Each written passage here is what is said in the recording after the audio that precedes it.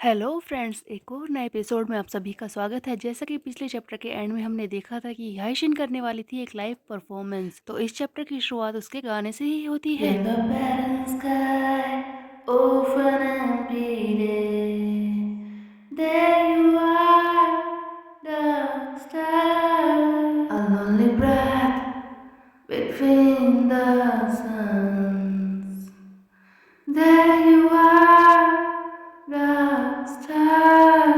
और इसी तरह से हाइशिन गिटार के साथ गाने की कुछ लाइनें सुनाती है, जिसे सुनकर तो योन हैरान ही रह जाता है। इससे पहले कि योन कुछ सोच समझ पाता, गाना खत्म हो जाता है और इस गाने को वो रीप्ले भी नहीं कर सकता था। योन कहता है कि बस इतना ही। अरे यार, मैं तो इसे रीप्ले भी नहीं कर सकता, मैंने तो रिकॉर्डिंग का बटन भी नहीं दबाया, अब किस तरह से सुनूं। वैसे जो भी हो, गाना तो काफी अमेजिंग था। क्या बात है, लॉन्ग आफ्टरनून, तुमने तो कमाल कर दिया। मैं इस बात से हैरान हूँ कि आज उसने लाइव परफॉर्मेंस क्यों की। क्या ये किसी गाने का टीजर था या फिर वो सिर्फ बोर हो रहे थे। खैर जो भी हो, मैं तो जानता ही था कि लॉन्ग आफ्टरनून लाइव पर तो कमाल ही कर देगी। योन तो खुशी से पागल हो रहा होता है। फिर ये फाइनली अपने बेड पर लेट जाता है और कहता है कि क्या बात है, लेकिन हाइशिन ने इसे सुना होगा कि नहीं। कल मैं उससे मिलूंगा और बताऊंगा कि किस तरह से लॉन्ग आफ्टरनून ने ये लाइव किया था। कितनी अच्छी बात है ना। तब तक के लिए मैं इस खुशी को अपने दिल में संभाल कर रखता हूँ। और ये कहते हुए वो सो जाता है। उधर हम देखते हैं कि हाइशिन अपने बेड पर लेट जाती है और कहती है कि रिदम पिच सब कुछ ऑफ था, मैंने तो सब कुछ खराब कर दिया, मैं सही से इस गाने को नहीं गा पाई। पता नहीं वो मेरे बारे में क्या सोचता होगा। हाइशिन, तुम्हें ठीक से करना चाहिए था। अच्छा हुआ लाइव क्लिप पर जाने से पहले मैंने थोड़ी सी प्रैक्टिस कर ली। ये तो सचमुच ही बहुत ही ज्यादा खतरनाक है, दूसरों के सामने गाना। क्या मैं सही से कर भी पाऊंगी? पता नहीं बड़े बड़े स्टार किस तरह से इस प्रेशर को हैंडल करते होंगे, कितना डर लगता होगा उन्हें। मेरी आवाज सही से बाहर नहीं आई, मैंने जैसे सोचा था मैं वैसे गा भी नहीं पाई, लेकिन मुझे लगता है कि मैंने काफी अच्छा करने की कोशिश की है और सभी के लिए, जो भी मुझे चाहते हैं उनके लिए बहुत ही अच्छा एक्सपीरियंस होगा। मैं जानती हूँ योन, तुम्हें ये बहुत ही पसंद आएगा, क्योंकि आखिरकार ये मेरी पहली लाइव परफॉर्मेंस थी। हाइसिन भी बस इसी बारे में सोचते हुए सो जाती है। उसके बाद हमें अगले दिन का सीन दिखाया जाता है, जहाँ पर योन स्टेशन की तरफ जा रहा होता है और जाते जाते सोच रहा होता है, आज मेरा मूड काफी अच्छा है, बस एक बार मुझे हाइशिन मिल जाए, मैं उससे नंबर मांग लूंगा, उसके बाद तो मैं उससे कई सारी बातें करूंगा।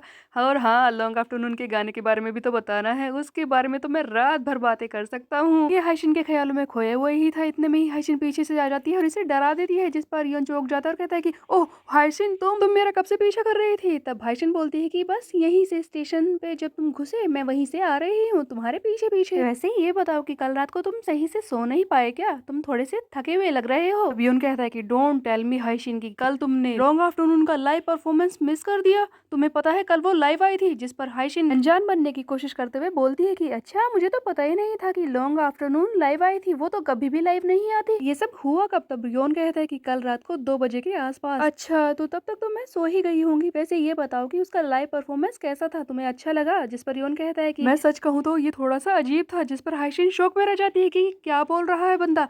तब योन बोलता है कि देखो, उनका माइक लगता है थोड़ा सा दूर था, इसीलिए सही से आवाज ही नहीं आ रही थी, गाना तो बहुत ही धीरे आ रहा था।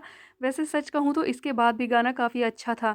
ऐसा लग रहा था कि किसी तुम्हारे दोस्त ने रात को तुम्हें फोन किया है सिर्फ गाना सुनाने के लिए। वो सचमुच बहुत ही अच्छा था। सच कहूँ तो कल रात मुझे ऐसा लगा कि कोई मुझे करीब से पास आकर गाना सुना रहा है। ये काफी पर्सनल था। सचमुच बहुत ही अच्छी फीलिंग थी। देखो, अब मुझे समझ में आया कि क्यों लोग सिर्फ स्टूडियो वर्जन के गाने सुनकर ही खुश नहीं होते, क्यों वो लाइव परफॉर्मेंस देखने जाते हैं। और सच बताऊं तो कल रात जब उसने गाया तो ऐसा लग रहा था कि वो कोई पॉलिश यानी कि सही तरीके से की गई परफॉर्मेंस नहीं थी, बट ऐसा लग रहा था कि वो अपने दिल से गा रही है। योन हाइशिन की तारीफ तो कर रहा है, लेकिन साथ ही साथ उसके गाने की कमियां भी बता रहा होता है, जिसे हाइशिन बहुत ही ध्यान से सुन रही होती है। योन काफी तारीफें करता है। उसके बाद वो सीधे अपने काम की बात पर आता है। ये है हाइशिन का नंबर लेना। सबसे पहले वो अपने बैग में से फोन निकालता है और कहता है कि क्यों ना तुम मुझे अपना नंबर दे दो। देखो, किसी तरह से जब अगली बार लाइव होगा ना तो मैं तुम्हें बता दूंगा, और फिर तुम उसे मिस नहीं करोगी और फिर से हम लॉन्ग आफ्टरनून के बारे में बातें करेंगे, हम फोन पर भी बात कर पाएंगे। बंदे ने नंबर लेने के लिए आइडिया तो काफी अच्छा निकाला था, लेकिन हाइशिन इसे नंबर देने को तैयार नहीं थी। हाइशिन बोलती है कि देखो, मैं नंबर देना तो चाहती हूँ, लेकिन मुझे थोड़ा सा अजीब लगता है, जब बात करते वक्त मुझे लोगों की शक्लें नहीं दिखती, वो सिर्फ मुझे मैसेज करते हैं, इस तरह से मैं सही से बात नहीं कर पाती। फोन का ज्यादा इस्तेमाल भी नहीं करती हूँ, मैं तो बस अपने काम के लिए फोन करती हूँ, उसके अलावा अपने फैमिली मेंबर्स यानी कि अपने पेरेंट्स से बात करती हूँ और कुछ नहीं। देखो, इसके पीछे एक वजह है। हाइशिन के साथ बचपन में जो कुछ हुआ है, यानी कि इसके दोस्तों ने किस तरह से टेक्स्ट पर यानी कि अलग अलग तरह की बातें बोलकर इसका मजाक उड़ाया था फोन पर, उसी से ये बहुत ही डरती है लोगों से मैसेज में बात करने से, इसीलिए ये नंबर नहीं देना चाहती। जिस पर योन कहता है कि तुम चिंता मत करो, हम भले ही लंबी बातें ना करें लेकिन क्विक मैसेज तो कर सकते हैं ना। देखो मुझे तुम्हारी चिंता हो जाती है जब तुम यहाँ से देर रात तक जाती हो, और इसीलिए अगर तुम मुझे अपना नंबर दे दोगी तो मैं तुम्हें गुड नाइट मैसेज भी कर दूंगा और मुझे पता चल जाएगा कि तुम सेफ हो या नहीं। और यही सब बातें बोलते हुए दोनों ही एक दूसरे को अपना नंबर दे देते हैं। दोनों ही फाइनली अपने घर पे पहुंच जाते हैं, जहां पर सबसे पहले हाइशिन को दिखाया जाता है जो कि अपने लाइव गाने की शूट के बारे में सोच रही होती है और कहती है कि जल्दी ही इसका काम खत्म हो जाएगा, उसके बाद फिर से मैं नए गानों पर प्रैक्टिस कर सकती हूँ, कुछ अपने लिए कर सकती हूँ। खैर सबसे पहले मैं चेक करती हूँ कि योन का मैसेज आया कि नहीं। सबसे पहले ये फोन उठाती है और देखती है कि योन का मैसेज आया है जिसमें उसने फोटो भी भेजी है। अब हाइसिन सोचती है कि इसने गुड नाइट मैसेज के साथ ये फोटो के भेजी है। जल्दी से वो इससे बात करने की कोशिश करती है। तब योन बताता है कि तुम्हें अजीब लगता है ना जब तुम्हें शक्लें दिखाई नहीं देती, इसीलिए मैंने मैसेज के साथ फोटो भी भेज दी। जिसे सुनकर तो हाइसिन हंसने लगती है और दोनों ही इस तरह से गुड नाइट के मैसेज करते हैं और फाइनली अपनी एक फोटो बहुत ही सुंदर से खींचकर हाइशिन भी भेज देती है गुड नाइट मैसेज के साथ। हाइशिन के फोटो को देखकर योन शर्माने लगता है और जल्दी से इसे सेव कर लेता है। आखिरकार योन के पास पहली फोटो जो आई है हाइशिन की। इसके बाद अगले दिन का सीन दिखाया जाता है जहां पर हम देखते हैं कि हाइशिन भी लगातार योन की फोटो को घूर रही होती है और कहती है कि हाँ, इतनी बेकार फोटो क्यों खींची है उसने, उसे तो सेल्फी खींचना आता ही नहीं है, वो तो किसी भी चीज को बेकार कर सकता है। उसके लुक्स कितने अच्छे हैं लेकिन फोटो में वो कितना अजीब लग रहा है। अगली बार मैं उसे सिखा दूंगी सेल्फी किस तरह से खींचते हैं और तब वो अच्छी फोटो भेज पाएगा। तो गाइस बंदी ने भी फोटो सेव कर ली है बंदे की। ये तो योन को फोन में घूरी रही होती है, तभी इसका एक बैंड का मेंबर जीहन आ जाता है और वो बू करता है जिससे ये डर जाती है और कहती है कि तुम मुझे ऐसे डराते क्यों हो। तब जीहन कहता है कि तुम हर बार डर क्यों जाती हो मुझे देखकर। तब जीहन आगे बोलता है कि वैसे ये बताओ कि तुम इतना सारा सामान क्यों लेकर आई हो, आज तो तुम्हारा सिर्फ एक लाइव क्लिप का शूट है, क्या इसके अंदर कोई प्रोप है। तब हाइशिन बोलती है कि हाँ, इसके अंदर बहुत ही जरूरी चीज है, तुम अंदर चलो। दोनों ही स्टूडियो के अंदर चले जाते हैं जहाँ पर खड़ा होता है योनजाय एक लड़की के साथ। योनजाय कहता है कि ओ हाइशिन तुम आ गई, तो क्यों ना तुम अपने इंस्ट्रूमेंट्स को रख दो और ये तो सिर्फ साउंड चेक है, तुम इन सारी चीजों को रख दो और तैयार हो जाओ। देखो सबसे पहले इस लड़की से मिलो, ये है इना युन। दोस्तों यहाँ पर एक नई बंदी को दिखाया जाता है जिसका नाम है इना युन, जो कि एक मीडिया आर्टिस्ट है। ये योनजाय के लिए काम करती है। अब जो हाइशिन लाइव क्लिप बनाने वाली है ना, में ये अलग अलग तरह की प्रोजेक्शन इफेक्ट्स वगैरह डालेगी। अब हाइशिन इस इना से हेलो बोलने के लिए इसके सामने झुकती है और तब इना कहती है कि ओह तुम्हें इतना ज्यादा झुकने की जरूरत नहीं है। जिस पर योनजाय आगे बताना शुरू करता है कि तुम इसके सामने अच्छी ही रहना हाइशिन, तुम्हें पता है जब मीडिया आर्टिस्ट की बात आती है तो ये सबसे ज्यादा जीनियस है। सुनकर इना बोलती है कि ओ कम ऑन योनजाय, इतनी भी तारीफ मत करो मेरी। और हाँ हाइशिन, मुझे तुमसे एक चीज कंफर्म करनी है। मुझे पता चला है कि तुम इस वीडियो में अपना फेस दिखाना नहीं चाहती, क्या ये बात सच है। अब हाइशिन बोलती है कि हाँ ये बात सच है, तो प्लीज आप कोशिश कीजिएगा कि इस लाइव क्लिप में मेरी शक्ल ना दिखे। जिस पर इना कहती है कि हाँ हाँ मैं कर लूंगी, लेकिन ये इना अपने मन में सोच रही होती है कि कितनी बकवास बात है, परफॉर्मेंस में ये लड़की अपनी शक्ल दिखाना नहीं चाहती। आई थिंक ये तो अमेजिंग होगा कि ये अपनी शक्ल दिखाए, देखने में काफी सुंदर है, ये कमाल की आर्टिस्ट भी होगी, आखिरकार ये शक्ल दिखाना क्यों नहीं चाहती। खैर मेरा तो काम है, मुझे तो करना ही पड़ेगा। इना आगे बोलती है देखो मैं पूरी कोशिश करूंगी कि तुम्हारी शक्ल ना दिखे, प्रोजेक्शन पे हम अलग अलग तरह की इमेज लगाएंगे, कई सारे इफेक्ट डालेंगे, इससे तुम्हारी शक्ल तो नहीं दिखेगी लेकिन अच्छा ही होता कि अगर तुम शक्ल दिखाती। आयशा बोलती है कि मैं ना एक प्रोप लेकर आई हूँ, क्या मैं इसे क्लिप के दौरान पहन सकती हूँ। तब ये इसे बैग से निकालती है, एक तरह की टोपी होती है जिस पर पंख लगे होते हैं। हाइशिन इसे अपनी लाइव क्लिप के दौरान पहनना चाहती है, जिस पर इना बोलती है कि ठीक है हम इसे टेस्ट करके देखते हैं, अगर तुम्हें गाना गाते वक्त ये अजीब नहीं लगी तो हम इसे रख लेंगे। तभी पीछे खड़ा जीहन हाइशिन से पूछने लगता है कि ये टोपी तुमने बनाई है और इसी बारे में बातें शुरू हो जाती है। दोनों ही इना पर ध्यान नहीं दे रहे होते हैं। तब इना बोलती है कि हाँ हाँ ठीक है मैं समझ गई, चलो टेस्ट कर लेते हैं, चलो जल्दी से तुम पीछे खड़ी हो जाओ पर्दे के, हम देखते हैं कि ये टोपी जो तुम लेकर आई हो किस तरह की लगती है। ऐसे भी बस तुम्हारी परछाई ही दिखाई देने वाली है, इसीलिए ऐसा लगता है कि ज्यादा फर्क तो नहीं पड़ेगा। इसके बाद होता यह है कि हाइशिन अपनी वो पंखों वाली टोपी पहनकर पर्दे के पीछे जाकर खड़ी हो जाती है। तब योनजाय आगे बढ़ता है और इना से बोलता है कि क्या ये टोपी काम करेगी, तुम्हें लगता है कि ये अच्छा प्रोप है। इना बोलती है कि ये अच्छा प्रोप तो नहीं है, मैं ऐसा तो नहीं कह सकती, लेकिन हाँ ये काम कर सकता है, वैसे भी इसकी परछाई तो दिखाई दे रही है। और एक बात और है, जब भी कोई आर्टिस्ट कुछ भी नया करना चाहता है तो हो सकता है कि वो बात फेल हो जाए, पर मैं इसे रोकूंगी तो नहीं, क्योंकि मेरे हिसाब से जब भी कोई आर्टिस्ट अपनी सोच ट्राई करने की कोशिश करता है ज्यादातर फेल ही हो जाता है।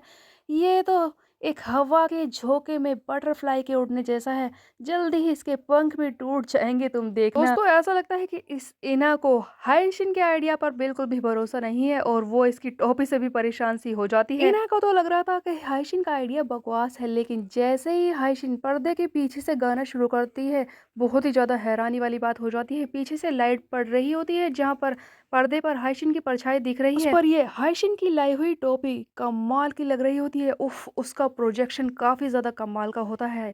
बटरफ्लाइज उड़ रही हैं, इधर-उधर इफ़ेक्ट डल रहे होते हैं और पीछे से बीच में हाइशिन की परछाई।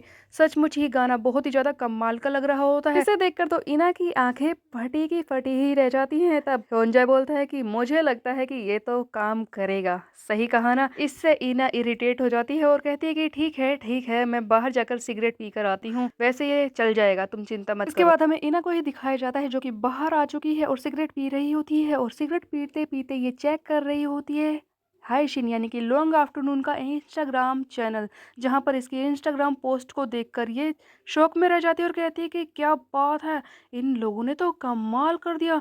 सिर्फ एक कार्टून कैरेक्टर के साथ इतने अच्छे गाने, ये तो कमाल कर रहे हैं। ये तो बहुत ही बुरी बात है कि ये लड़की अपनी एल्बम रिलीज़ नहीं करती।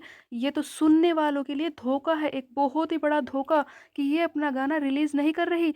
इसे तो सचमुच काम की ज़रूरत है, एक एल्बम रिलीज़ करने की ज़रूरत है दुनिया के सामने आकर। पता नहीं कब आखिरी बार मुझे इस तरह की स्ट्रॉन्ग फीलिंग आई थी कि किसी भी टैलेंट को मैं दुनिया के सामने लाऊं। मुझे अच्छी तरह से याद है, जब मिडिल स्कूल में मैंने एक नोवेल फोक फिल्म देखी थी, उसी के पास से तो मैंने मीडिया आर्टिस्ट चुनने के बारे में सोचा था। दुनिया के सामने एक अलग अमेजिंग स्टार लाने की वो भूख आखिर बार तभी तो मुझे महसूस हुई थी, जो अब महसूस हो रही है। मुझे लगता है कि ये लड़की बहुत ही ज़्यादा टैलेंटेड है। ऐसे रियल टैलेंट को मैं दुनिया के सामने लाने के लिए तो भूख प्यास सब भूल जाती हूँ। मेरी भूख प्यास मिट जाती है, मुझे बहुत ही ज़्यादा अच्छा महसूस होता है। ऐसा लगता है कि मेरा दिल फट जाएगा और मुझे लगता है कि बस एक नया सच्चा टैलेंट मिल चुका है। गाइस, इस इना के बारे में कुछ अजीब है। या तो ये हाइसिन से सचमुच बहुत ही ज़्यादा इम्प्रेस हो चुकी है, या फिर ये आगे चलकर हाइसिन के लिए प्रॉब्लम खड़ी करने वाली है। कहीं उसका फेस दुनिया के सामने ना ले आए। अब यहाँ से सीन को सीधे शिफ्ट कर दिया जाता है। हमें दिखाया जाता है योन को, ये कैफे में होता है और हाइसिन की रात वाली सेल्फी को घूरते हुए सोच रहा होता है कि इसका फेस कितना फोटोजेनिक है, सचमुच बहुत ही ज़्यादा अच्छी लग रही है। हाँ, मैं तो जानता ही था कि ये फ़ोटो में काफ़ी अच्छी लगेगी और सचमुच अमेजिंग लग रही है। अगली बार मैं उससे एक और फ़ोटो माँग लूँगा। क्या अच्छी बात है, हाइसिन की फ़ोटोज़ मेरे पास। ये तो खुशी से पागल हो रहा था, तभी पीछे से आ जाती है मिस और कहती है कि यौन ब्रेक ओवर हुआ, चलो काम करो, मैं इन्वेंट्री में जा रही हूँ, तब तक तुम काउंटर को संभाल लो। यौन खड़ा हो जाता है और काम करना शुरू कर देता है, लेकिन तभी आने लगते हैं लगातार ऑर्डर्स। यौन एक के बाद एक ऑर्डर दे रहा होता है, लेकिन अब यौन के ऊपर टूटने वाला था पहाड़, जब सामने से एक लड़की चलते हुए आती है और कहती है कि मुझे अपनी आंखों पर यकीन नहीं हो रहा, ये तो सचमुच तुम ही हो। यौन यौन की पुरानी गर्लफ्रेंड आरोन आकर इसके आंखों के सामने खड़ी हो जाती है, जो कल भी आई थी और आज फिर से आ जाती है और योन इसे देख भी लेता है। एक पल के लिए योन के दिमाग में सारी बातें घूमने लगती है पुरानी। तब योन कहता है कि तुम यहाँ पर क्या कर रही हो? देखो, तुम्हारा ऑफिस तो इस जगह से दूर है, अगले स्टेशन के आसपास, तो तुम यहाँ पर क्या कर रही हो? यहाँ पर तुम्हारा कोई काम नहीं है। योन इस लड़की को देखकर बहुत ही ज्यादा बुरा महसूस कर रहा होता है। तब ये लड़की आरोन कहती है कि हाँ, मेरा ऑफिस पहले यहाँ से दूर था, लेकिन मैंने अभी अभी अपनी जॉब बदली है, इसीलिए मेरा ऑफिस अब इसी स्टेशन के पास अगली गली में है। वैसे तुम बताओ कि तुम यहाँ पर क्या कर रहे हो? क्या तुम कॉलेज में जूनियर हो या फिर सीनियर? और तुम कॉलेज से यहाँ पर कब आते हो? योन इस लड़की से बिल्कुल भी बात नहीं करना चाहता, इसीलिए वो बोलता है कि हमें काम करते वक्त किसी से भी बात करने की परमिशन नहीं है। वैसे भी मैं अजनबियों से बात नहीं करता। जिसे सुनकर ये लड़की आरोन बोलती है कि ओह, कितना बुरा है, तुम तो मुझसे इस तरह से बात कर रहे हो कि जानते ही नहीं। कितना टाइम हो गया तुमसे मिले हुए, याद है ना? खैर, कोई फर्क नहीं पड़ता इस बात से, क्योंकि आज तो मैं तुमसे सिर्फ हाय कहने के लिए आई थी। अब तुम ही मुझे कोई ऐसी ड्रिंक पिला दो जो तुम मुझे पिलाना चाहते हो। जिस पर योन और गुस्से में आ जाता है और इसे यहाँ की सबसे महंगी वाली ड्रिंक के बारे में बताता है। तब ये लड़की आरोन कहती है कि यू स्कैमर, तुम मुझे बेवकूफ़ बना रहे हो, यहाँ की सबसे महंगी ड्रिंक मुझे बता रहे हो। ठीक है, मैं ही ऑर्डर करती हूँ, मुझे एक हॉट चॉकलेट चाहिए। ये सुनते ही योन तो मुंह फेर कर अपनी ड्रिंक बनाना शुरू कर देता है, लेकिन ये लड़की बात करने से मान नहीं रही और बोल रही होती है कि देखो, इस हॉट चॉकलेट ड्रिंक को बहुत ही ज्यादा ही मीठा बनाना, तुम्हें तो पता ही है ना कि मुझे कितना मीठा पसंद है, तुम्हें याद तो होगा ही ना। तब योन कहता है कि मुझे कुछ भी याद नहीं है, जिस पर ये लड़की कहती है कि ओ कम ऑन, इतना भी नाटक मत करो, मुझे पता है कि तुम्हें सब कुछ याद है। हम दोनों किसी टाइम पर कॉलेज में साथ पढ़ा करते थे और दोनों ही साथ में घूमते थे, तुम्हें सब कुछ याद है। तुमने ही तो अभी कहा कि मैं दूसरे स्टेशन पर काम करती थी, तुम्हें कैसे याद रहा कि मैं कहाँ पर काम करती थी, है ना? तो तुम्हें तो सब कुछ याद हुआ ना योन। वैसे कितना वक्त निकल गया ना, मैंने तुम्हारे साथ जो कुछ किया उसके लिए तुम अभी तक मुझसे नाराज हो, पर मुझे नहीं लगता कि इतना तुम्हें नाराज होने की जरूरत भी है। आखिरकार कितना वक्त निकल चुका है, हम दोनों उस वक्त बच्चे थे, लेकिन अब तो हम बड़े हो चुके हैं और तुम मुझे माफ कर सकते हो, ये सारी चीजें भूल भी तो सकते हो। जॉन प्लीज, मैं चाहती हूँ कि जिस तरह से तुम मुझसे पहले बात करते थे इसी तरह से बात करो। आखिरकार इतने वक्त बाद मैं इतना तो डिजर्व करती ही हूँ। जिस पर योन और ज्यादा गुस्सा हो जाता है और इसकी बातों को इग्नोर करते हुए, ये लीजिए मैडम, आपकी ड्रिंक तैयार है, इसके पैसे दे दीजिए। जिस पर लड़की बोलती है कि ओ कम ऑन योन, इस तरह की शक्ल बनाने की जरूरत नहीं, तुम मुझसे अच्छे तरह से बात कर सकते हो ना। तब योन कहता है कि मुझे बात नहीं करनी है, वैसे भी मेरी बॉस आने वाली होगी और वो मुझे बात करते हुए देखेगी और मुझे काम करते वक्त किसी से भी बात करना अलाउड नहीं है। तुम यहाँ से जा सकती हो, तुमने ड्रिंक ले ली है और पैसे दे दिए हैं। जिस पर ये लड़की बोलती है कि कम ऑन योन, इतना बेकार एक्सक्यूज। योन कहता है कि जाओ और फिर से यहाँ पर कभी भी मत आना, पर ये लड़की नहीं मानती और कहती है कि मैं तुमसे दोबारा मिलती हूँ और ड्रिंक लेकर वहां से चली जाती है। ऐसा लगता है कि इसकी एक्स अभी भी इसे पसंद करती है। दोस्तों, एक साथ दो लड़कियों को घुमाएगा क्या? अब लड़की के बाहर जाते ही योन सोचने लगता है कि ये मेरी शक्ल के सामने कैसे आ गई, मैं इसकी शक्ल देखना भी नहीं चाहता। योन वो दिन याद करता है जिस दिन ये बिना कुछ बताए इसे छोड़कर चली गई थी। तब योन कहता है कि ये मुझे तब अकेला छोड़कर चली गई थी, तो अब वापस क्यों आई है, क्यों मुझे ये परेशान कर रही है? पता नहीं मैं इसके बारे में सोच क्यों रहा हूँ। आज 200 ऑर्डर्स आ जाए ताकि मैं इतना काम करूँ कि मेरा दिमाग इसके बारे में चल ही ना पाए, मैं उसके बारे में सोच ही ना पाऊँ। अब दोस्तों, यहाँ से सीन को शिफ्ट कर दिया जाता है, हमें स्टेशन का सीन दिखाया जाता है जहाँ पर योन बैठा होता है और कहता है कि मैं कितना थक गया, मैंने अपने आप को ही नजर लगा दी और बोल दिया कि 200 ऑर्डर्स आ जाए। पता है आज मैंने कितने ऑर्डर्स किए हैं? ऐसा लग रहा था कि ऑर्डर्स की बाढ़ आ गई, मेरी काली जुबान, मेरे हाथ तो बिल्कुल टूट रहे हैं। योन ने जो बोला सचमुच ही हो गया और उसे बहुत सारे ऑर्डर्स पूरे करने पड़े, लेकिन इस तरह से योन उस लड़की के बारे में नहीं सोच पाया। अब बंदा इतना सारा काम करके आया है तो बहुत ही ज्यादा थक जाता है, इसलिए थोड़ा सा सोने की कोशिश कर रहा होता है। इतने में ही आ जाती है हायशिन, जो कि चुपचाप इसकी फोटो निकाल लेती है सोते हुए की।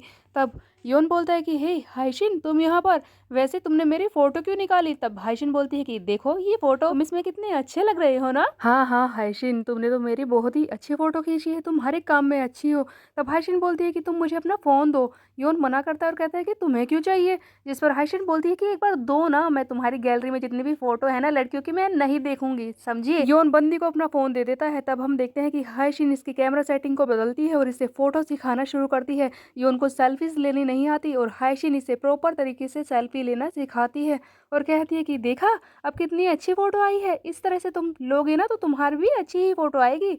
अब तुम अच्छी फोटो लेना और मुझे भेजना। देखो तुम्हारी वाली फोटो जो तुमने मुझे भेजी थी कितनी बेकार है, ऐसा लग रहा है कि तुम्हारा मुंह किसी ने चपटा कर दिया है, लेकिन अब मैंने जो फोटो खींची है तुम्हारी उसमें तुम कितने अच्छे लग रहे हो। योन बोलता है कि तुम तो फोटो खींचने में काफी अच्छी हो, नो वंडर तुम इतनी सुंदर लगती हो। वैसे ये बताओ कि हायशिन, अगर मैं तुम्हें फोटो खींचूंगा तो तुम हर बार उसे अपनी गैलरी में सेव कर लोगी क्या? जिस पर हायशिन बोलती है कि ऑफ कोर्स, ये यादें होती हैं, क्यों नहीं करूंगी, क्या तुम मेरी फोटो सेव नहीं करते? तब योन कहता है कि वैसे सच कहूँ तो हाँ, मैंने सेव तो की थी। तब हायशिन इसे चढ़ाती है और बोलती है कि ओहो समझ गई, तुम्हारे फोन में तो सचमुच हॉट लड़कियों की फोटो है जैसे कि मैं। दोनों ही इस तरह से बात करते हैं और फाइनली अपने घर पहुंच जाते हैं। इसके बाद हम देखते हैं कि ये दोनों ही एक दूसरे को फोटोज खींचकर भेजते हैं। इस बार योन की फोटो काफी अच्छी आती है, जिस पर हायशिन इसकी तारीफ करती है और योन हायशिन की फोटो को फिर से सेव कर लेता है। तब योन अपने फोन में अलग अलग फोल्डर्स में फोटो देख रहा होता है और सोच रहा होता है कि इस तरह से फोटो सेव करने से सचमुच हायशिन की फोटोज की भी मेरे पास एक गैलरी ही बन जाएगी। योन अपने फोन के एल्बम में से अलग अलग फोटोज देख रहा होता है, तभी उसे एक पुरानी फोटो दिखाई देती है जहाँ पर योन और उसकी पुरानी गर्लफ्रेंड अरुण होती है। तब योन कहता है कि अरुण की ये फोटो ये यहाँ पर क्या कर रही है? मुझे तो लगा था कि मैंने उसकी सारी फोटोज डिलीट कर दी है, पर ये वाली फोटो ऐसा लगता है कि किसी और फोल्डर में सेव थी जो बच गई है। खैर आज मैं आरोन से मिला इतने दिनों बाद। पहले मुझे थोड़ा अजीब तो लग रहा था, लेकिन सच कहूँ तो मेरे सामने पुरानी सारी यादें घूमने लगी। जिस पल मैंने उसे देखा, वो सारे लम्हे जो मैंने उसके साथ बिताए थे वो मेरी आंखों के सामने घूम रहे थे। वो सचमुच बहुत ही अच्छी यादें थी, पर फिर भी वो सारी यादें, इन्हें मैं हमेशा हमेशा के लिए पीछे छोड़ देना चाहता हूँ। वो मेरे आसपास हर वक्त सिगरेट की स्मेल, वो हॉट चॉकलेट की एक्स्ट्रा स्वीटनेस, उन सभी यादों को मैं हमेशा हमेशा के लिए भुला देना चाहता हूँ और उनकी जगह पर मैं बनाना चाहता हूँ हाइशीन के साथ कुछ नई, कुछ अलग और कुछ अच्छी यादें जो हमेशा मेरे साथ रहेंगी। दोस्तों, बंदा किसी भी तरह से अपनी पुरानी गर्लफ्रेंड को भूलना चाहता है, लेकिन ऐसा लगता है कि अभी तक भूल नहीं पाया है।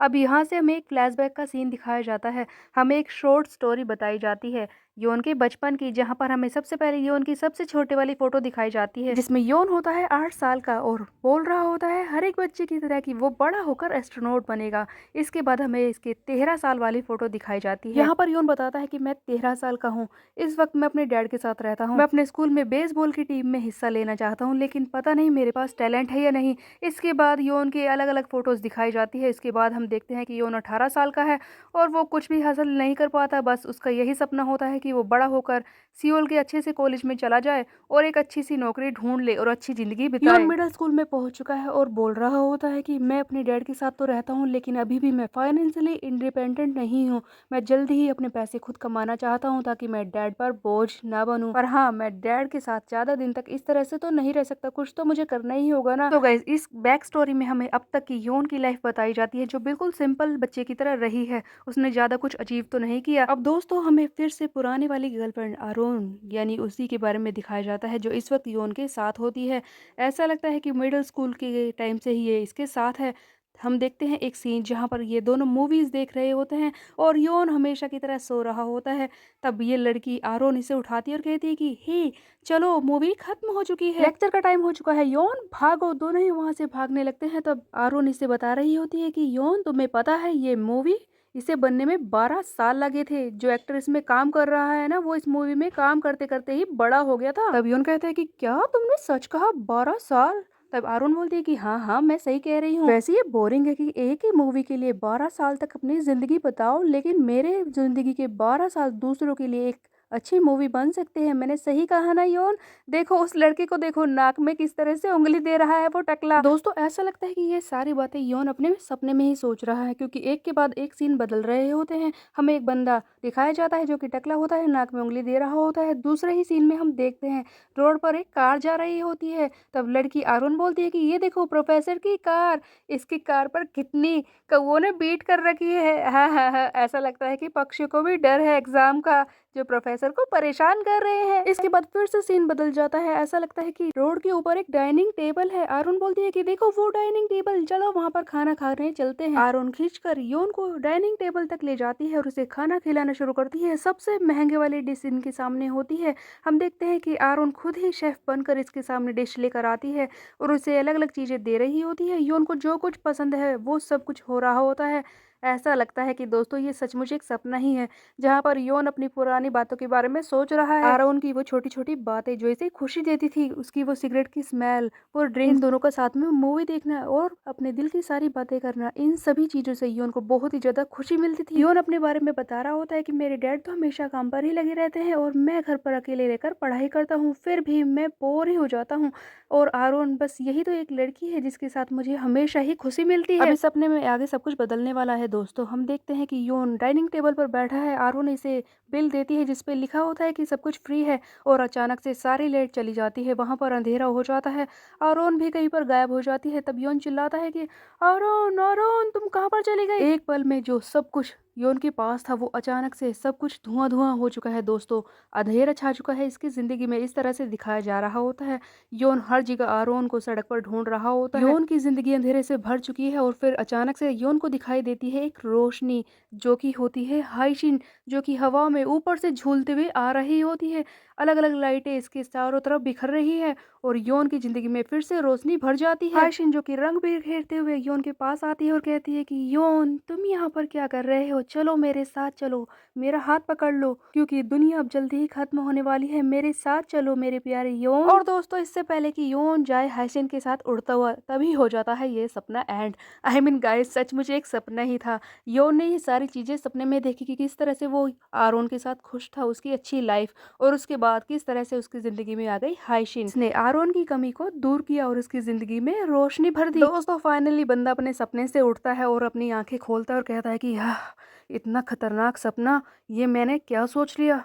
खैर चलो यहाँ से चलता हूँ। योन कैफे में बैठा बैठा ही सो रहा होता है अपने काम के बाद, ये थोड़ा सा थक जाता है और यहाँ पर आराम कर लेता है, लेकिन अब घर जाने का वक्त आ चुका है। योन वहां से घर जाने की कोशिश करता है, लेकिन तभी पीछे से मिस ओ आवाज लगाती है कि योन तुम जा रहे हो ना, इन चॉकलेट्स को अपने साथ लेकर जाओ। मिस ओ योन को लीकर वाली चॉकलेट देती है जिसके अंदर शराब भरी है। दोस्तों मिस ओ बताती है कि देखो, जिस विस्की बार में मैं चाहती हूँ ना, ये उसी ने मुझे दी है, तुम ले जाओ, हो सकता है आज तुम्हारा कोई प्लान बन जाए। योन उस लड़की के साथ लेकर चॉकलेट्स, बेसिकली दोस्तों इन चॉकलेट्स के अंदर शराब भरी हुई है। जब इन्हें खाते हैं तो इनके अंदर से शराब मुंह में घुल जाती है। तब योन इन्हें ले जाता है और सोच रहा होता है कि पता नहीं कब लास्ट टाइम मैंने इन्हें खाया था। एक बार गलती से मैंने डैड की एक चॉकलेट खा ली थी, शायद उसके बाद अभी लेकर जा रहा हूँ, क्या मुझे इन्हें खाना चाहिए। योन यही सारी बातें सोचते हुए स्टेशन पर आ जाता है। उसे हाइशिन मिलती है। योन हाइशिन से पूछता है कि तुम क्या कर रहे हो हाइशिन, जिस पर हाइशिन बताती है कि उसने गानों की एक प्लेलिस्ट बनाई है और वो बस गाने ही सुन रही थी क्योंकि वो थोड़ा सा बोर हो रही थी। तब योन बोलता है कि देखो मेरे हाथ में क्या है, ये लीकर चॉकलेट्स है, क्या तुम इन्हें खाना चाहती हो। तब हाइशिन बोलती है कि क्या कहा, शराब वाली चॉकलेट्स, वो क्या होती हैं। तब योन कहता है कि क्या तुमने कभी भी लीकर चॉकलेट्स नहीं खाई इससे पहले। तब हाइशिन बोलती है कि हाँ, मुझे मीठा ज्यादा पसंद नहीं है ना, इसलिए मैंने खाई नहीं है। तब योन बोलता है कि ओह, तो तुम्हें खाना भी नहीं चाहिए, वैसे भी ये बहुत ही ज्यादा मीठी है। लेकिन हाइशिन मानती नहीं है और योन से एक चॉकलेट लेकर खा ही लेती है और कहती है कि हाँ सचमुच इसमें तो शराब की खुशबू आ रही है। तब योन बोलता है कि हाँ, इन चॉकलेट्स में सच में शराब होती है, देखो ऐसा हो सकता है कि 1% ही हो, लेकिन होती जरूर है। हाइशिन बोलते हैं कि तो 1% से ही चढ़ जाएगी क्या। तब योन बोलता है कि नहीं नहीं, ऐसा नहीं है, देखो जब हम शराब पीते हैं ना, उससे पहले स्नैक्स के रूप में खाने के लिए ये चॉकलेट्स होती हैं और कुछ नहीं। तब योन बोलता है कि तुम एक और खाना चाहती हो, जिस पर हाइशिन बोलती है कि ओहो, अब तो तुम्हें मुझसे शराब के बारे में पूछने में बिल्कुल शर्म नहीं आती। योन तुम मेरे साथ हमेशा ही पीना चाहते हो। योन इस बात को सुनकर थोड़ा सा शर्मा जाता है, जिस पर हाइशिन कहती है कि इतना परेशान मत हो जाओ, तुम्हारे यही काम तो मुझे पसंद है, तुम मेरे सामने कभी भी वैसे ही रहते हो जैसे तुम हो, और तुम्हारी वजह से ही मैंने कई चीजों को ट्राई किया है। योन तुम सचमुच अच्छे हो। योन अपने लिए कॉफी भी लेकर आया है जिसे वो पी रहा होता है। हाइशिन इस पर पूछती है कि इतनी रात को इतना कॉफी पीना सही होगा, जिस पर योन बताता है कि आज उसे पूरी रात जाकर कॉलेज के कुछ असाइनमेंट्स है जिन्हें पूरा करना है, इसीलिए उसे पूरी रात जागने के लिए कॉफी पीनी होगी। तब हाइशिन बोलती है कि अपनी तबीयत खराब मत कर लेना, और इस तरह से बातें करते हुए दोनों ही अपने घर पहुंच जाते हैं। योन घर पहुंच चुका है और अपने असाइनमेंट्स बना रहा होता है, काफी रात हो चुकी है। तब योन देखता है कि सुबह के 5 बज चुके हैं। तब योन कहता है कि यार बहुत थक गया हूँ। तब वो अपना फोन चेक करता है और देखता है कि सुबह के 5 बजे लॉन्ग आफ्टरनून ने एक पोस्ट डाली है जिसमें एक गाने का रेकमेंडेशन होता है। ऐसा लगता है कि हाइशिन भी इसकी पूरी मदद करना चाहती है, इसीलिए एक पोस्ट डाली है।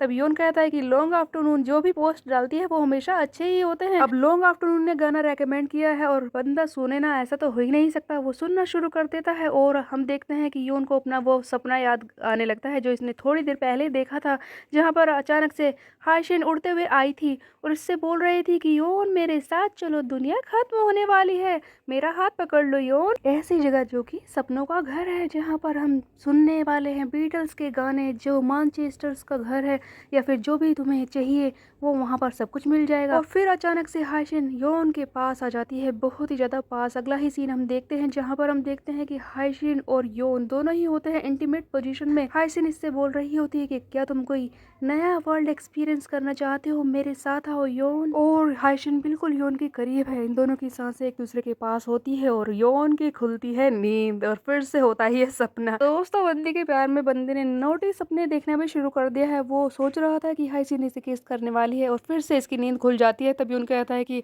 हाँ ये सपना, what the heck was that, मैं ये सब क्या सोच रहा था, ऐसा लगता है कि मैंने शराब वाली कुछ ज्यादा ही चॉकलेट्स खा ली, खुद को संभालो योन। अब यहाँ से सीन को फिर से शिफ्ट कर दिया जाता है, हमें दिखाया जाता है कैफे का सीन, जहाँ पर मिस ओ और योन दोनों ही कैफे के ऑर्डर्स पूरे कर रहे होते हैं। इतने में ही वहाँ पर फिर से आरोन आ जाती है, योन की पुरानी गर्लफ्रेंड, जिसे देखकर योन चिढ़ जाता है और कहता है कि ये यहाँ पर फिर से क्यों आ गई। आरोन जल्दी से चलते हुए काउंटर के पास आती है और अपना ऑर्डर देती है। ये मिस ओ से बोलती है कि उसे एक हॉट चॉकलेट और एक चोको लावा केक चाहिए। योन ये सब इग्नोर करने की कोशिश कर रहा होता है है। तब मिस ओ बोलती है कि ठीक है, तुम बैठ जाओ, जब तुम्हारा ऑर्डर तैयार हो जाएगा तुम्हें मिल जाएगा। अब आरोन तो सामने वाली कुर्सी पर जाकर बैठ जाती है, लेकिन योन का ध्यान इसी तरफ होता है और सोच रहा होता है कि ये लड़की यहाँ पर दोबारा से क्या कर रही है। मिस ओ के कहने पर योन ऑर्डर तैयार करना शुरू कर देता है और सोच रहा होता है कि योन तुम इस पर इतना ध्यान दे ही क्यों रहे हो, आखिरकार ये तुम्हारे लिए तो यहाँ पर नहीं आई। ऑर्डर के पूरा होने के बाद योन इसे ले जाने के लिए बोलता है और वहां से खड़ी होती है और काउंटर के पास आती है। योन को लगता है कि ये इससे बात करेगी जानबूझकर, इसीलिए वो इसे पहले से ही इग्नोर कर रहा होता है, लेकिन आरोन मानने वाली कहाँ है। वो अपना ऑर्डर उठाती है और योन से पूछती है कि ये कैफे कितनी देर तक खुला रहता है रात को। तब योन बता देता है कि 11:30 बजे तक, 11 बजे तक ही हम लास्ट ऑर्डर लेते हैं, उसके बाद बंद हो जाता है। तब ये सुनते ही आरोन तो वहां से चली जाती है। अब बंदा हो जाता है कंफ्यूज। योन को समझ में नहीं आ रहा कि लड़की कर क्या रही है, क्या वो सचमुच इसी के लिए यहाँ पर आ रही है या फिर ये एक इत्तेफाक है कि बार बार वो इस कैफे में आ जाती है। अब ऐसा रोज होने लगता है, रोज सुबह सुबह आरोन मुंह उठाकर यहाँ पर चली जाती है। एक दिन हो जाता है, 2 दिन हो जाते हैं और योन का दिमाग खराब हो रखा होता है कि उसकी एक्स रोज मुंह उठाकर इस कैफे में क्यों चली आती है। ऐसा तो कुछ बहुत अच्छा भी नहीं है जिसकी वजह से ये आरोन रोज इसी कैफे में मुंह उठाकर चली आती है। योन इसी बात से कंफ्यूज हो रहा होता है कि आखिरकार वो इसे इतना परेशान क्यों कर रही है। तभी मिस ओ भी देख रही होती है कि ये लड़की रोज इस कैफे में आती है। अब जो कैफे में रोज कस्टमर आते हैं उनके लिए एक स्कीम है जिसके बारे में मिस ओ बताती है आरोन को कि तुम इस कैफे में रोज आती है, रोज आने वाले कस्टमर्स को मिलते हैं स्टैम्प। जिस भी कस्टमर को लगातार 10 स्टैम्प्स मिलते हैं वो उन स्टैम्प के बदले में एक अमेरिकानो या फिर कोई भी कॉफी ले सकता है। ये सुनकर आरोन बहुत ही खुश हो जाती है। आरोन के जाने के बाद मिस ओ योन से कहती है कि आजकल भी ऐसे कस्टमर आते हैं जो कि कैफे के लॉयल्टी कार्ड्स के बारे में ज्यादा सोचते भी हैं। मुझे तो ऐसा लगा ही नहीं था। देखो वो लड़की लॉयल्टी कार्ड्स के बारे में बोल रही थी, आजकल तो सब कुछ ऑनलाइन हो गया है, वहीं पर रिवॉर्ड मिल जाते हैं, इसे कार्ड्स क्यों लेने हैं। तब योन बताता है कि ये लड़की आरोन ऐसी ही है, इसे कार्ड जमा करने का शौक है। अब योन के मुंह से मिस ओ के सामने फाइनली अपनी एक्स यानी कि आरोन की बात निकल ही आई और वो बता रहा होता है कि इसे कार्ड्स जमा करने का शौक है और जब कार्ड जमा हो जाते हैं ना तो इनसे ये बाकी चीजें खरीदती है। इसने पहले मूवी कार्ड्स भी जमा किए थे और उनसे एक फिल्म की सीडी भी खरीदी थी। अब जैसे ही योन ने इस बंदी के बारे में बात की, मिस ओ समझ जाती है कि वो इसे पहले से ही जानता है। मिस ओ इसके पीछे पड़ जाती है और पूछने लगती है कि तुम इस लड़की को कैसे जानते हो। योन बताता है कि ये दोनों ही साथ में पढ़ाई करते थे और योन ने 1 साल के लिए बीच में पढ़ाई छोड़ दी थी, इसीलिए ये लड़की आरोन पहले ही ग्रेजुएट हो चुकी है। ये सुनकर मिस ओ कहती है कि अच्छा, तो तुमने मुझे पहले क्यों नहीं बताया, मैं उससे सही से बात करती ना, वो तुम्हारे जानने वाली। तब योन बोलता है कि मिस ओह वो मेरी इतनी भी जानने वाली नहीं है, आपने उससे हाई कहा ना, इतना ही बहुत है। वैसे भी अब मैं उसके बारे में ज़्यादा सोचता नहीं हूँ, हम दोनों इतने भी अच्छे दोस्त नहीं हैं। तब मिस ओ कहती है कि मैं समझ गई योन कि तुम अब उसे पसंद नहीं करते, लेकिन पहले वो तुम्हारे लिए जरूर मायने रखती थी क्योंकि उसके बारे में छोटी छोटी चीजें तक तुम्हें याद है। इसका मतलब ये ही हुआ ना कि तुम्हें उसके बारे में बहुत कुछ पता है और वो तुम्हारे लिए काफी मायने रखती थी। लेकिन अगर तुम इस बारे में मुझे बताना नहीं चाहते तो योन मैं तुमसे इस बारे में नहीं पूछूंगी। मिस ओ तो बहुत ही ज्यादा ही चालू है, योन की शक्ल देखकर ही समझ गई है कि ये लड़की जरूर इसकी एक्स है। तब मिस ओ आगे कहती है कि देखो मैं जानती हूँ कि तुम मुझे इसके बारे में बताना नहीं चाहते, लेकिन दूर से बैठकर ये रोमांटिक मूवी देखने में मुझे काफी मजा आएगा। हा हा, हर किसी का अपना पास्ट होता है जो हमसे छूटता नहीं है। दोस्तों मिस ओ तो काफी कमाल की, हमेशा योन के मजे ही लेती रहती है और इसकी सारी बातों को आसानी से समझ जाती है। योन मिस ओ की तरफ हैरानी से देख रहा होता है कि वो इसकी बातों पर स्माइल कर रही है। अब यहाँ से फिर से सीन को शिफ्ट कर दिया जाता है। हम देखते हैं कि योन बैग लेकर तैयार होता है, उसके घर जाने का वक्त आ चुका है। वो बैग लेकर वहां से बाहर आ जाता है, मिस ओ को बाइक बोलकर, और सोच रहा होता है कि मैंने कई जगह पर इंटर्नशिप की एप्लीकेशंस दी हैं, हो सकता है कि वो जल्दी ही इम्प्रूव हो जाएगी, बस एक बार मैं फाइनल्स में अच्छी तरह से पास हो जाऊं, उसके बाद तो मुझे एक फुल टाइम नौकरी मिल जाएगी और मुझे इस कैफे में भी नहीं आना पड़ेगा। मेरे दिमाग में काफी कुछ चल रहा है और वो मुंह उठाकर रोज मेरे सामने आ जाती है और उनकी बच्ची वो मेरा पीछा क्यों नहीं छोड़ती, आखिरकार वो बार बार इसी कैफे में क्यों आ रही है, और भी तो कैफे हैं यहाँ पर। खैर जो भी हो, जल्दी ही मैं उससे भी पीछे छुड़ा लूंगा। वैसे भी मैं उसे कैफे से उठाकर बाहर तो नहीं फेंक सकता क्योंकि वो एक कस्टमर है और मिस ओ ये होने भी नहीं देगी। इन्हीं सब बातों को सोचते हुए फाइनली योन पहुंच जाता है स्टेशन पर, जहाँ पर वो सामने देखता है हाइशिन को जो टेबल पर बैठकर सो रही होती है। तब योन कहता है कि हाँ, आज मैंने पहली बार इसे सोते हुए देखा है, लगता है आज तो ये बहुत ही ज्यादा थक गई। योन भी वहां पर जाकर बैठ जाता है। योन के बैठते ही हम देखते हैं कि हाइशिन अपनी आंखें खोलती है और कहती है कि योन तुम आ गए, मैं काफ़ी ज़्यादा थकी हुई हूँ। वो कल मैं पूरी रात जगी थी, उसके बाद काफ़ी काम था, मुझे याद ही नहीं था कि मेरी म्यूज़िक रिकॉर्डिंग्स वगैरह भी हैं, कुछ पार्ट टाइम जो मैं करती रहती हूँ, और इसी तरह से मैं बहुत ही ज़्यादा थक गई। आज तो नींद ही नहीं पूरी हो पाई। तब योन बोलता है कि ओहो ठीक है, फिर तुम एक काम करो, जब तक ट्रेन नहीं आती तुम थोड़ा सा आराम कर लो, जैसे ही ट्रेन आएगी मैं तुम्हें जगा दूंगा। भाषण बोलती है कि हाँ ये ठीक रहेगा, और जल्दी से योन के कंधे पर लेट जाती है, जिस पर योन हैरान हो जाता है और कहता है कि हाँ, मैं ये तो उम्मीद नहीं कर रहा था, मैंने सोचा था कि ये लड़की दीवार के सहारे लेटेगी, लेकिन ये तो मेरे कंधे पर। हाशिन योन के बिल्कुल करीब होती है। योन एक हाथ से हाशिन को पकड़ लेता है ताकि वो गिर न जाए, और इस तरह से ये हाशिन के बारे में सोच रहा होता है कि ये लड़की पता नहीं मुझे कब तक इसी तरह से सरप्राइज करती रहेगी। इसकी ये बालों की खुशबू मुझे पागल कर रही है। हाँ, बस इसी तरह के पल तो मैं हाशिन के साथ चाहता हूँ। मेरी लाइफ में चाहे जो भी परेशानी आ जाए, लेकिन हाशिन के साथ ये छोटे छोटे पल ही तो मुझे खुशी देते हैं। योन ये सारी बातें सोचते हुए हाशिन के बहुत ही ज्यादा करीब हो जाता है, उसके बिल्कुल बालों के पास उसकी खुशबू को सूंघते हुए। गाइस, बंदा तो बार बार पागल हो जाता है लड़की के सामने। तब आगे ये योन सोच रहा होता है कि बस मैं भागना चाहता हूँ अपनी सारी जिंदगी के कामों से, मैं सब कुछ छोड़ना चाहता हूँ, पढ़ाई वगैरह सब कुछ, बस मैं हाशिन के साथ एक दिन बिताना चाहता हूँ। अब लड़का इतने पास बैठा है तो बंदी को नींद कैसे आएगी, इसीलिए हम देखते हैं कि हाशिन अपनी आंखें खोलती है, जिस पर योन हैरानी से कहता है कि हाँ तुम इतनी जल्दी सोकर भी उठ गई, जिस पर हाशिन बोलती है कि तुम्हारी सांसें मेरी गर्दन पर महसूस हो रही है, इसीलिए मुझे थोड़ी सी नींद नहीं आ रही थी।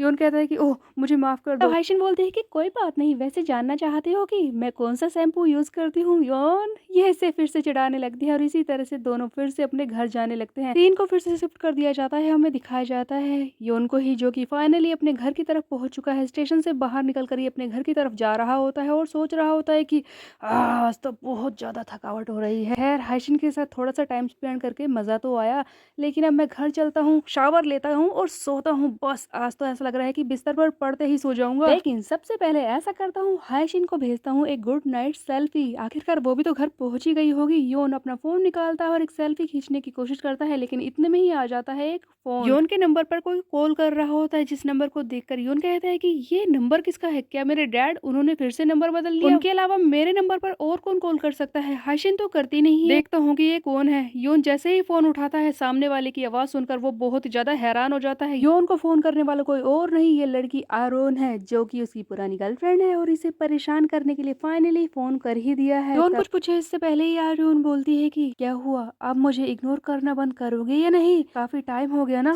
दोस्तों, योन का शक बिल्कुल ठीक था, ये लड़की जानबूझकर ही इसके कैफे में आ रही थी, क्योंकि ये योन से ही बात करना चाहती है। लेकिन आखिरकार ये योन को परेशान क्यों कर रही है, कहीं ये उससे फिर से अपना रिश्ता शुरू करना चाहती है। किस तरह से योन इस सिचुएशन को संभालेगा, जहाँ पर एक तरफ होगी हाशिन और एक तरफ है उसकी एक्स, ये हम देखेंगे नेक्स्ट चैप्टर में। तब तक मेरे चैनल को सब्सक्राइब कर ले, बेल के आइकन को प्रेस पे। मिलते हैं, बाय बाय गाइस।